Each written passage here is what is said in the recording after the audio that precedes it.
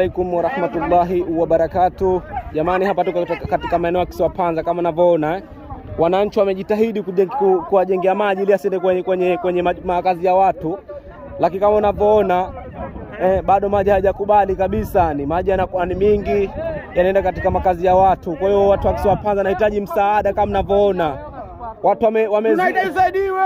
kama unavyoona hivi maji yanaenda katika makazi ya watu Kisiwa Panza. Ni kiukweli watu wanahitaji msaada. Kama unavyoona maji hayo mingi sana, maji mingi sana. Jamani serikali, jamani rais waona. Tuomba serikali ya Jamhuri ya Muungano wa Tanzania, Mama Samia na baba yetu Mwinyi, kama unavyoona Kisiwa Panza inahitaji msaada. Maji ni mengi sana naenda katika makazi ya watu. Jamani, mtu wote wa serikali atakuona klipu hii, kama iko karibu na rais amuoneshe. Tazama makazi ya watu, maji kule tayari shafika kwenye makazi ya watu kabisa kama unavyoona.